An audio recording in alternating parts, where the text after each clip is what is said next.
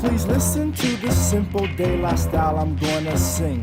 It's strongly directed to all the misery you're bringing. Now I'm not all about dissing someone else's personnel, but there's no...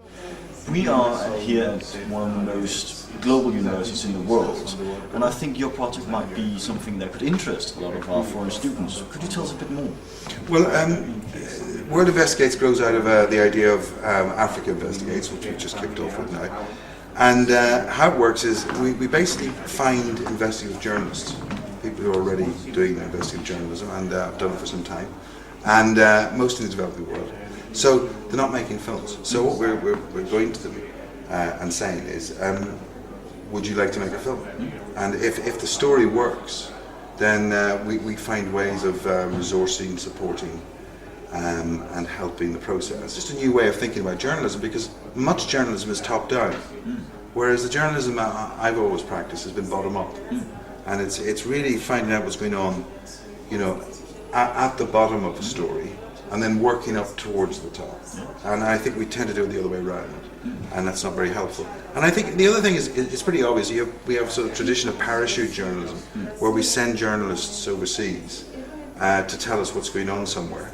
And actually, it would be quite interesting sometimes to hear what those people in those countries actually already know. You spoke specifically about African journalists and African news being reported by actual Africans. Would you like to tell me more about that? I mean, over the years, people have argued that Africa doesn't get enough coverage from the Western media, because, to be fair, it's the West that has the medium, it's the West that has the money and stuff like that. So it's the West that's been covering Africa over the years, and that's one reason why I have always believed that a proverb that was told to me by my dad, that if as long as it is the hunter that tells the lion's story, the lion's version of the story will never be known. It's always the hunter who will have the glory. So we Africans have always thought that, until we start telling our own story, our stories will not be told properly the way we want them told. But, with the complaints that Africa has not been covered, because everywhere you go, you hear a lot of Africans saying, oh, the Western media is not covering Africa. That's not true. The West has been covering Africa perhaps more than Latin America, more than Eastern Europe. What has been lacking in the coverage of Africa is context. It's the proper details. And so for us as Africans, we now believe that there is a lot that Western journalists have failed to cover when it comes to Africa because of political correctness.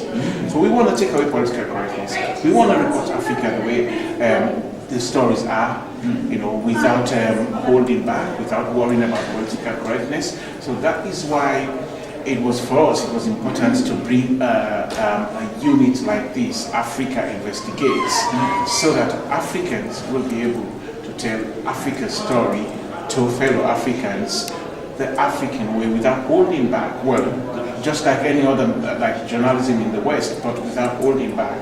So for me, that's why it was important that we have something like this, Africa Investigates. Let your viewers answer the question. If you are walking by a stream and the stream is dirty, and you want to understand why the water is dirty, you don't look on top, you go underneath. That's what we want to do. We want to start telling Africa's story from the bottom up, so that people will get the context, the details, why things are not happening, why things are going wrong. So for us, it's a way of making the important interesting. But the only way we can do this is by empowering these African journalists to ensure them, pay them well, protect them, so that they will discharge their duties without fear or favor. Brilliant.